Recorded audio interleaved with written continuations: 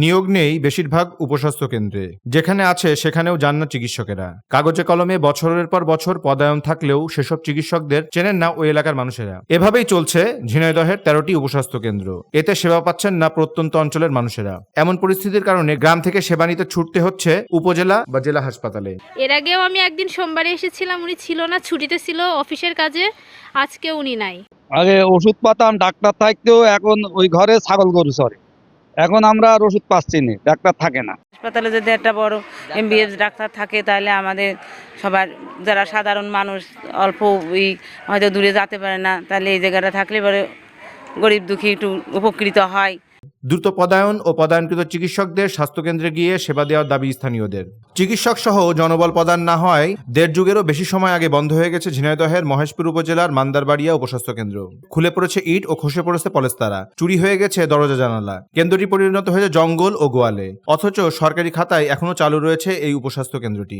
একই রকম ভাবে শৈলকুপ উপজেলার আবাইপুর উপস্বাস্থ্য কেন্দ্রে নেই মেডিকেল অফিসার, দেখা মেলে না সহকারী কমিউনিটি মেডিকেল অফিসারেরও। একজন অফিস সহায়ক দিচ্ছেন স্বাস্থ্যসেবা। দিনের পর দিন এভাবেই চলছে ঝিনাইদহের 13টি উপস্বাস্থ্য কেন্দ্র। আমরা এখানে অলরেডি 2 জন আছি, একজন মেডিকেল অ্যাসিস্ট্যান্ট আছে, আমি অফিস সহায়ক। এখন আপাতত উনি আজকে ছুটিতে আছে, তো কিন্তু কিছু এমার্জেন্সি রুগী আসছে, ওই এগুলো ম্যানেজ করতে হচ্ছে আর কি। আমাদের এখান থেকে ঝিনাইদহ শহর প্রায় 25 থেকে 30 কিলোমিটার।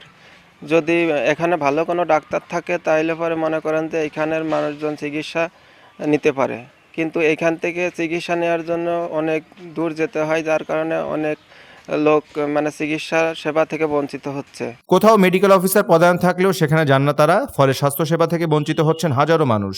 বিষয়টি স্বীকার করে নিয়ে স্বাস্থ্য বিভাগ বলছে চিকিৎসক নিয়োগ হলে সমস্যার সমাধান হবে। ঝিনাইদহ জেলায় 13টি উপস্বাস্থ্য কেন্দ্র আছে। উপস্বাস্থ্য কেন্দ্রগুলো মূলত প্রান্তিক পর্যায়ের মানুষের স্বাস্থ্যসেবা নিশ্চিত করার জন্যই তৈরি হয়েছিল। সেখানে আমাদের একজন মেডিকেল অফিসার, স্যাকমো, একজন ফার্মাসিস্ট, আয়া এবং এমএলএসএস নিয়ে আমাদের এই স্থাপনাটা চলার কথা। বেশিরভাগ ক্ষেত্রেই মেডিকেল অফিসার শূন্য। স্যাকমো প্রতিটা ক্ষেত্রে উপস্থিত থাকতে পারেন না। কোনো কোনো কেন্দ্রে স্যাকমোদেরও নিয়োগ নাই। প্রায় 14 বছর যাবৎ এসএসএমওদের কোনো নিয়োগ এখনো হয়নি। স্বাস্থ্য বিভাগের দেওয়া তথ্য মতে জেলার 5টি উপজেলার বিভিন্ন ইউনিয়নে অবস্থিত ওই উপস্বাস্থ্য কেন্দ্রে প্রতিদিন সেবা নিতে আসে প্রায় 1500 মানুষ। ঝিনাইদহ থেকে বশির আহমেদের পাঠানো তথ্য ও চিত্রে ডেস্ক রিপোর্ট।